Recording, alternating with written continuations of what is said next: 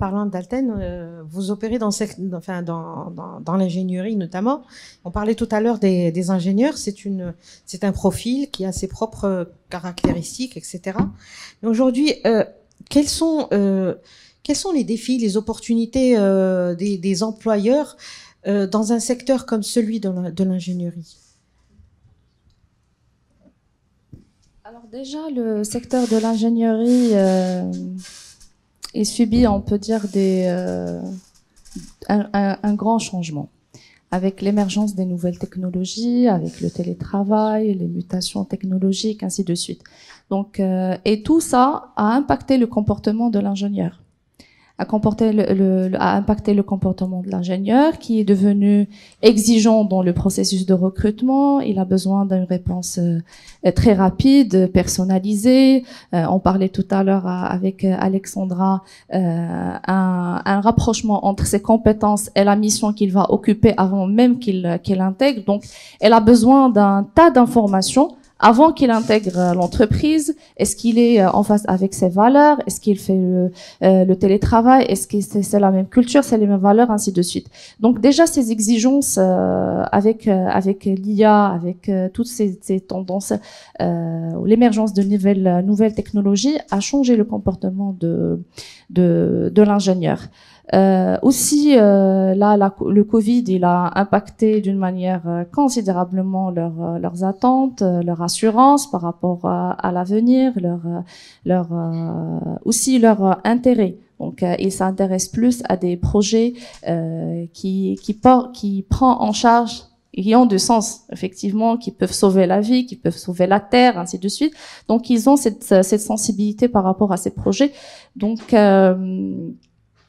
il a subi vraiment un changement qui est radical et à laquelle effectivement. Oui, on doit s'adapter autant que société qui travaille dans le secteur de l'ingénierie et s'adapter avec leurs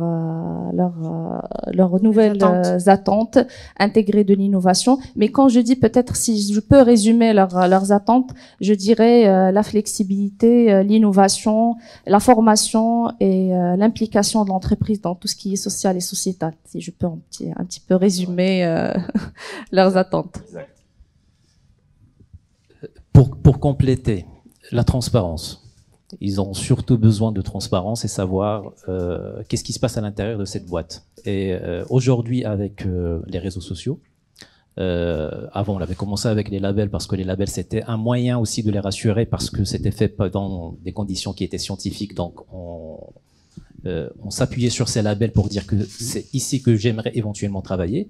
Maintenant, l'accès aux réseaux sociaux permet aussi à ces ingénieurs d'accéder à une information et surtout de la comparer par rapport à leur référentiel. De cerner quelque part la cotation de l'entreprise. Et c'est là où j'ai envie de rebondir sur tout ce qui a été dit depuis tout à l'heure.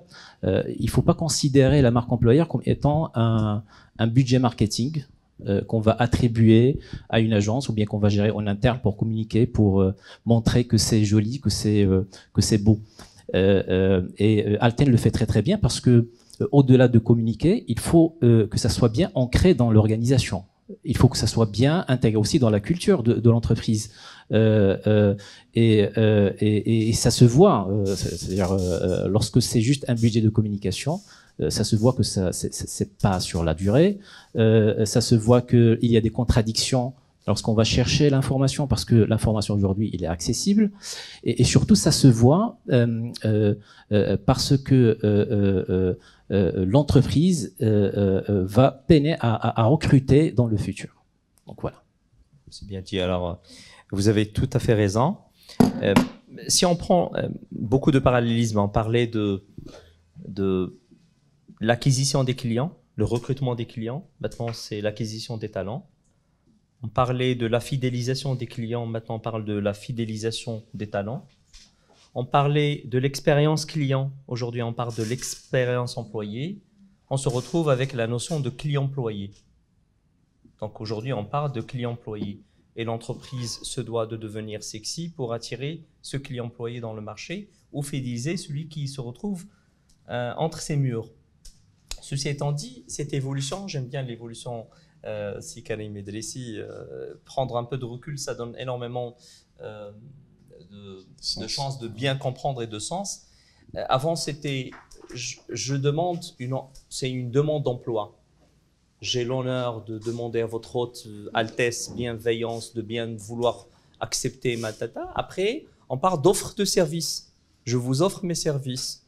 Il n'y a plus de lettre de demande, il y a une lettre de motivation. Ce qui me motive à vous offrir mes services. Donc, on voit la valorisation. La supériorité anciennement, oui, la supériorité de l'entreprise. Exactement. Et d'ailleurs, Madame Menton, Alexandra, elle en a parlé tout à l'heure dans le warm-up. Donc, on voit une valorisation, une montée en termes de valeur des talents.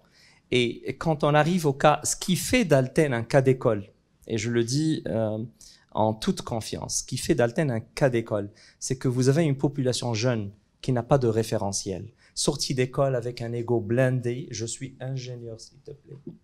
Et quand on voit les Français qui recrutent à bras ouverts des promotions, hein, vous voyez l'ENSA, je crois, combien 3 promotions recrutées à 100%, à bras ouverts. Comment vous allez combattre pour garder ces talents pour votre pays et développer du business avec? Vraiment, c'est un vrai acte de patriotisme que Alten Maroc est en train de faire. Garder et combattre cette fuite des cerveaux pour les convaincre de rester dans leur pays, sachant qu'ils ont un ego, on ne va pas dire démesuré, loin de là, mais un ego qui est bien affirmé en tant qu'ingénieur sorti d'école. Et quand vous n'avez pas de référentiel, quand vous n'avez pas pris des gifles ici et là-bas, vous n'avez pas travaillé chez une entreprise nationale ou autre, vous n'avez pas de référentiel. Donc, vous imaginez que le monde de l'entreprise est parfait. Voilà, parfait, c'est rose. C'est best place to work, vraiment. Voilà, c'est vraiment the place to be. Je pense que tout le monde est là, autour de nous, a déjà vécu ces expériences-là. Et après, quand on comprend ce que vous dites. Exactement. Mais ils ont du mal à réaliser le bonheur là où il évolue, les relaxation spaces, les after work, les événements, les formations, les performance reviews 2 fois par an. Qui réalisent à quel point ils étaient. C'est une fois qu'ils mais c'est malheureux. Donc là, je vois vraiment la beauté et ce travail magnifique que Alten est en train de faire depuis des années. Parce que réussir une année, ouais, bon, on peut le faire, mais réussir pendant toutes ces années, comme vous l'avez si bien cité, c'est ça le vrai challenge. Si vous en dites beaucoup, on va tous partir à Alten ce soir. Ben écoutez, vous êtes les bienvenus. Je pense que demain, il y aura de la bousculade devant les portes. Ouais,